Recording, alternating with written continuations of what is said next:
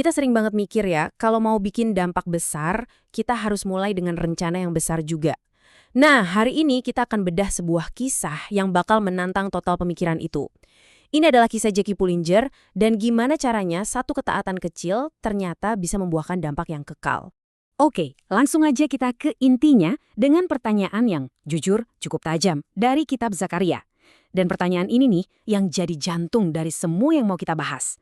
Apakah kita seringkali, mungkin tanpa sadar ya, memandang remeh permulaan yang kecil, yang kelihatan sederhana? Rasanya kita semua pernah ada di posisi ini kan? Di satu sisi ada keinginan yang membara di dalam diri kita buat punya hidup yang berdampak, punya tujuan yang besar. Tapi, di sisi lain ada ketakutan yang nahan-nahan kita. Takut untuk memulai dari hal kecil, dari sesuatu yang kayaknya nggak signifikan. Kita pengen hasil akhir yang wow, tapi ragu-ragu buat ngambil langkah pertama yang kecil itu. Tapi, gimana kalau ceritanya kita balik? Gimana kalau ternyata kunci menuju dampak raksasa itu justru tersembunyi di dalam satu langkah ketaatan yang paling kecil?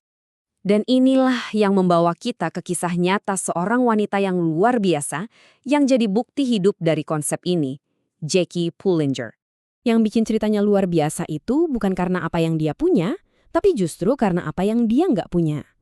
Nggak ada tuh rencana bisnis 5 tahunan, nggak ada dukungan dana yang jelas, nggak ada jaringan koneksi. Nol. Ini bener-bener lompatan iman yang murni. Terus, lompatan iman ini bawa dia kemana? Cuma dengan tiket sekali jalan di tangan, dia berangkat ke salah satu tempat paling berbahaya di muka bumi waktu itu. Kota bertembok Kowloon di Hong Kong. Bayangin aja, area tanpa hukum, sarangnya para gangster, pecandu narkoba, dan kekerasan yang gak kebayang. Pertanyaannya kan, gimana caranya dia bisa bertahan, apalagi sampai bikin dampak? Nah, ternyata kisahnya bisa kita pecah jadi 4 prinsip kunci, 4 pilar yang jadi fondasi dari semua yang dia lakukan. Yuk kita bedah satu persatu. Oke, pilar yang pertama, kita sebut aja ketaatan tanpa peta. Ini adalah prinsip untuk terus maju hanya karena sebuah panggilan, bahkan saat kita sama sekali nggak bisa ngelihat gambaran besarnya. Intinya gini, taat dulu, ngertinya belakangan. Dan ini bukan cuma teori ya, Jackie bener-bener hidupin ini. Dia nggak cuma datang buat survei. Dia pindah, dia tinggal di sana.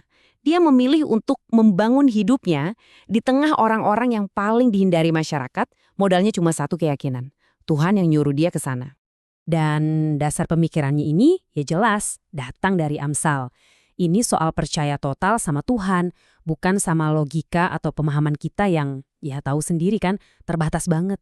Lanjut ke pilar kedua, yaitu kasih yang radikal. Ini bukan cuma ngomongin kasih yang manis-manis ya, ini adalah sebuah keyakinan yang dalam banget bahwa nggak ada satu orang pun yang terlalu rusak, terlalu hancur, atau terlalu jauh buat dijangkau sama kasihnya Tuhan.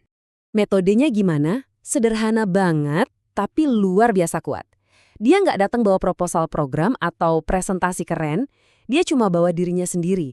Kehadirannya, dia hidup bareng mereka, makan bareng mereka, nunjukin kasih yang nyata. Karena dia sadar banget, Injil yang dijalanin itu dampaknya ribuan kali lipat dibanding yang cuma diomongin. Dan ya, motivasinya itu datang dari inti misi Yesus sendiri, mencari dan menyelamatkan mereka yang tersesat. Mereka yang sama dunia mungkin udah dicap sampah. Nah, pilar ketiga ini yang benar-benar mengubah segalanya. Kuasa rohani. Jackie sadar betul kalau perubahan sejati itu nggak akan pernah datang dari kemampuannya sebagai manusia. Sama sekali bukan. Dia 100% bergantung sama kuasa Roh Kudus buat melakukan hal-hal yang mustahil. Dan hasilnya, wah benar-benar di luar nalar. Bayangin deh, pecandu narkoba kelas berat bisa lepas total tanpa sakau. Orang-orang bisa terbebas dari belenggu kegelapan yang udah ngikat mereka bertahun-tahun. Kehidupan yang tadinya hancur lebur, dipulihkan secara ajaib. Ini bukti nyata adanya transformasi yang jauh melampaui kekuatan manusia. Sumber kuasanya jelas banget. Ini ngeling banget sama apa yang ditulis di kitab Roma. Semua ini terjadi bukan karena program hebat atau strategi jitu, tapi murni oleh kuasa tanda-tanda dan mujizat, oleh kuasa Roh Allah. Pilar terakhir yang mengunci semuanya adalah ketekunan jangka panjang. Dampak yang luar biasa ini bukan sulap semalam jadi loh. Ini adalah buah dari komitmen yang nggak pernah goyah selama bertahun-tahun, meskipun harus ngelewatin berbagai macam kesulitan. Kita nggak ngomongin setahun 2 tahun. Bukan. Kita ngomongin soal puluhan tahun. Sebuah dedikasi seumur hidup di tempat yang sama untuk orang-orang yang sama. Dan untuk bisa tekun kayak gitu, wah, itu butuh segalanya dari dia. Dia harus terus melayani di tengah ancaman bahaya, ngadepin penolakan, dan seringkali harus nunggu lama banget buat ngeliat hasil. Tapi dia terus berinvestasi pada setiap jiwa, karena percaya pada proses pemulihan yang memang butuh waktu. Dan semangat ini rasanya pas banget sama ayat dari Galatia. Terus aja berbuat baik, jangan capek, jangan nyerah, karena pada waktu yang tepat, kita pasti akan menuai hasilnya. Oke, jadi dari semua cerita yang keren ini, apa sih intinya? Apa the main point-nya yang bisa kita bawa pulang dari kisah Jackie Pullinger? Nah, ini dia intinya. Sebuah kebenaran yang simpel, tapi dalam banget. Tuhan itu nggak sedang mencari orang-orang yang paling hebat atau yang paling mampu. Dia cuma mencari orang-orang yang mau taat. Ini bikin kita mikir ya, jangan-jangan selama ini pertanyaan yang kita ajukan ke diri sendiri itu salah.